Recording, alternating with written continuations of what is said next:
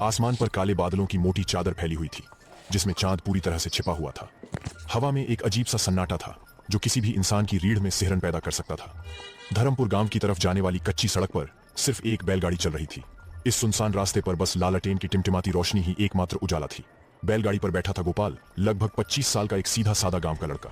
वह हाट से लौट रहा था। उसकी गाड़ी में अनाज की कुछ बोरियां थीं और साथ में उसके 2 बैल, मोती और कल्लू। ये दोनों बैल गोपाल के सबसे भरोसेमंद साथी थे। पिछले 10 सालों से ये उसके साथ थे, हर मुश्किल में, हर खुशी में। गोपाल ने अपने कुर्ते का कॉलर ठीक किया और ठंडी हवा से बचने के लिए खुद को समेटा। रास्ता बहुत सुनसान था, दूर दूर तक कोई नहीं। तले बादलों की मोटी चादर फैली हुई थी, जिसमें चांद पूरी तरह से छिपा हुआ था। हवा में एक अजीब सा सन्नाटा था, जो किसी भी इंसान की रीढ़ में सिहरन पैदा कर सकता था। धर्मपुर गांव की तरफ जाने वाली कच्ची सड़क पर सिर्फ एक बैलगाड़ी चल रही थी। इस सुनसान रास्ते पर बस लालटेन की टिमटिमाती रोशनी ही एकमात्र उजाला थी। बैलगाड़ी पर बैठा था गोपाल, लगभग 25 साल का एक सीधा सादा गांव का लड़का। वह हाट से लौट रहा था। उसकी गाड़ी में अनाज की कुछ बोरियां थीं और साथ में उसके 2 बैल, मोती और कल्लू। ये दोनों बैल गोपाल के सबसे भरोसेमंद साथी थे। पिछले 10 सालों से ये उसके साथ थे, हर मुश्किल में, हर खुशी में। गोपाल ने अपने कुर्ते का कॉलर ठीक किया और ठंडी हवा से बचने के लिए खुद को समेटा। रास्ता बहुत सुनसान था, दूर दूर तक कोई नहीं था, बस पेड़ों की काली परछाइयां और अंधेरा। गोपाल को हमेशा इस रास्ते से डर लगता था, खासकर रात के समय। गांव में कई कहानियां सुनी थी उसने इस सड़क के बारे में। कहते थे कि यहाँ अक्सर अजीब चीजें होती हैं, लोग गायब हो जाते हैं, आवाजें सुनाई देती हैं। लेकिन आज किसी वजह से गोपाल के मन में एक अजीब सी शांति थी। वह सोच रहा था कि शायद वो सारी कहानियां बस अंधविश्वास हैं। उसने अपने बैलों को प्यार से थपथपाया। चलो मोती, चलो कल्लू, बस थोड़ी देर और फिर घर पहुंच जाएंगे। तुम्हें भी भूख लगी होगी, है ना? बैलों ने जैसे समझदारी से अपना सिर हिलाया। गोपाल मुस्कुरा दिया। तभी अचानक हवा का तेज झोंका आया। पेड़ों की शाखाएं तेजी से हिलने लगी और फिर कहीं दूर से एक अजीब आवाज सुनाई दी। छन छन छन, पायल की आवाज, साफ और स्पष्ट। गोपाल का दिल तेजी से धड़कने लगा। उसने तुरंत लगाम खींची। बैल रुक गए। उसने चारों तरफ नजर दौड़ाई, लालटेन को ऊंचा उठाया, लेकिन सामने कोई नहीं था, सिर्फ अंधेरा और सन्नाटा। कौन है वहां?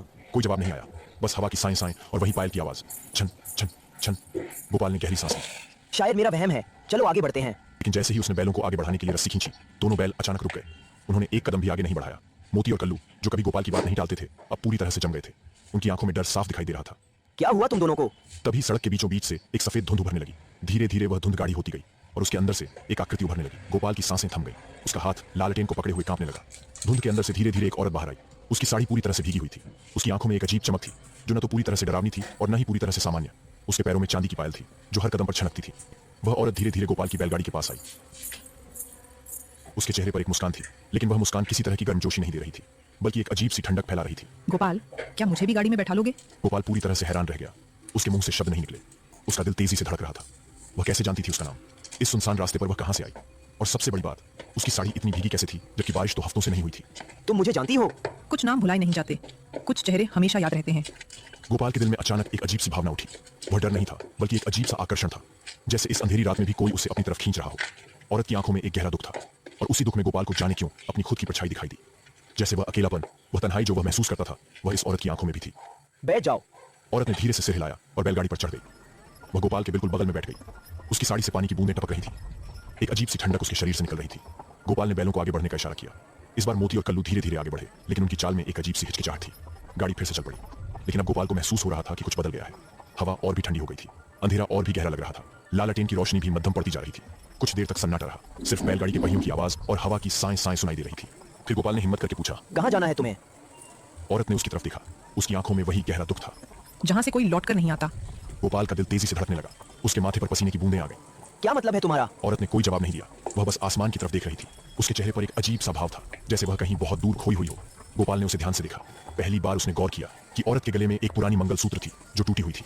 उसके हाथों में चूड़ियां थीं, लेकिन कई चूड़ियां टूटी हुई थीं। उसके माथे पर सिंदूर का एक धुंधला सा निशान था। तुम कौन हो? औरत ने उसकी तरफ देखा।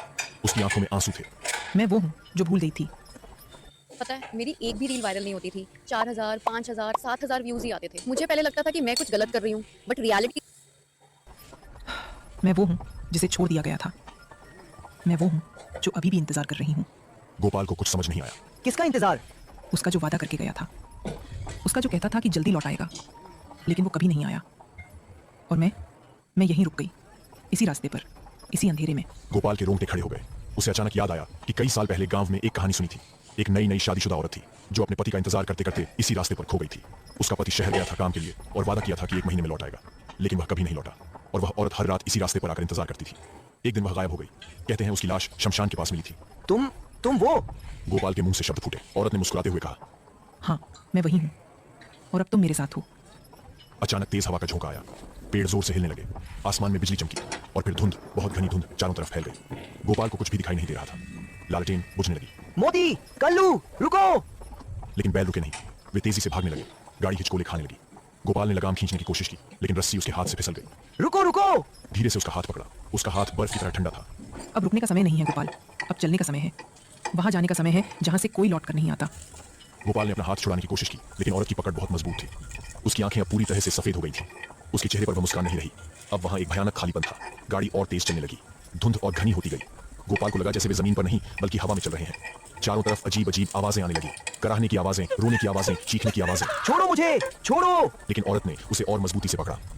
अब छोड़ना नहीं है गोपाल, तुमने मुझे अपनी गाड़ी पर बैठाया, अब तुम्हें मेरे साथ चलना होगा। अचानक बैल रुक गए। एकदम से गाड़ी हिचकोले के साथ रुकी। गोपाल ने धुंध में देखने की कोशिश की। धीरे धीरे धुंध हटने लगी और फिर गोपाल ने देखा कि वे कहां पहुंच गए थे। शमशान। चारों तरफ टूटी फूटी कब्रें थीं, जली हुई चिताओं की राख पड़ी थी। पेड़ सूखे और बेजान थे। एक अजीब सी बदबू हवा में फैली हुई थी। गोपाल के दिल की धड़कन बंद हो गई। उसने घबराकर अपने बगल में देखा। औरत गायब थी, वह कहीं नहीं थी। गाड़ी पर सिर्फ गोपाल था और उसकी एक टूटी हुई चूड़ी पड़ी थी, चांदी की चूड़ी, जो अभी भी गीली थी। गोपाल ने कांपते हाथों से वह चूड़ी उठाई। वह बर्फ की तरह ठंडी थी। तभी हवा में फिर से वही आवाज गूंजी। वहां जाने का समय है जहां से कोई लौट कर नहीं आता। गोपाल ने तुरंत लगाम पकड़ने की कोशिश की, लेकिन लगाम वहां नहीं थी, वह गायब थी। बैल भी अब सामान्य नहीं लग रहे थे। उनकी आंखें सफेद हो गई थीं। उनके मुंह से एक अजीब सी आवाज निकल रही थी। नहीं, नहीं। गोपाल चिल्लाया। वो गाड़ी से उतरने की कोशिश करने लगा, लेकिन उसके पैर हिले नहीं, जैसे वे किसी अनदेखी ताकत से बंधे हुए हैं। गाड़ी फिर से चलने लगी, धीरे धीरे, बहुत धीरे, शमशान के अंदर की तरफ, वहां जहां सबसे पुरानी कब्रें थीं, वहां जहां सबसे ज्यादा अंधेरा था। गोपाल ने मदद के लिए चिल्लाने की कोशिश की, लेकिन उसकी आवाज नहीं निकली। वह चीखना चाहता था, लेकिन कोई आवाज नहीं आई, जैसे किसी ने उसकी आवाज छीन ली हो। बैल और आगे बढ़ते गए। गाड़ी धीरे धीरे धुंध में गुम होने लगी। गोपाल की आखिरी नजर गांव की तरफ थी, जो अब बहुत दूर था, और फिर सब कुछ अंधेरे में खो गया। अगली सुबह जब सूरज की पहली किरण धर्मपुर गांव पर पड़ी, तो कुछ ग्रामीण उस कच्ची सड़क पर अपने काम से जा रहे थे। रमेश काका, जो सबसे पहले उस रास्ते से गुजरे, उन्होंने कुछ देखा और चौंक गए। दूसरे लोग भी आकर रुक गए। सड़क के बीच में एक खाली बैलगाड़ी खड़ी थी। अनाज की बोरियां वैसे ही पड़ी थी, लेकिन बैल गायब थे। मोती और कल्लू कहीं नहीं थे। ये तो गोपाल की गाड़ी है, लेकिन गोपाल कहाँ है? और बैल कहाँ गए? सभी ने चारों तरफ देखा। गोपाल का कोई निशान नहीं था, बस गाड़ी खड़ी थी, जैसे किसी ने जल्दबाजी में छोड़ दी हो। रमेश काका ने जमीन की तरफ देखा। उनकी नजर वहां पड़े कुछ निशानों पर गई। सभी ने ध्यान से देखा।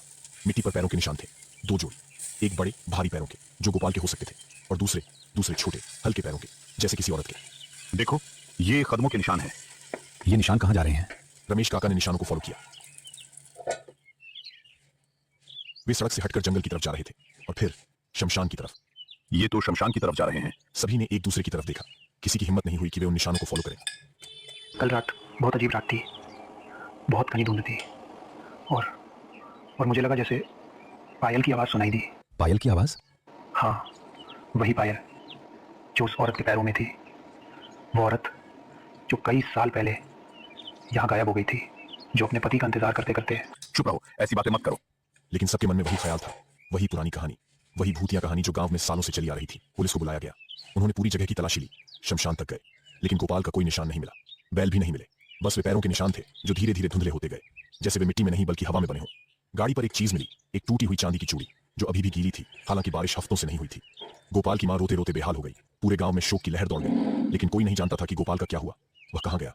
क्या उसके साथ कुछ बुरा हुआ, या वह खुद किसी कारण से भाग गया? लेकिन रमेश काका और कुछ बुजुर्ग लोग जानते थे। वे जानते थे कि गोपाल कहां गया। उन्होंने वो कहानी सुनी थी, वो पुरानी कहानी जो सालों से गांव में चली आ रही थी। उस औरत की कहानी जो अपने पति का इंतजार करते करते भटक गई थी, जो अब भी उस सड़क पर भटकती है, जो अब भी किसी को ढूंढती है, और जब कोई उसे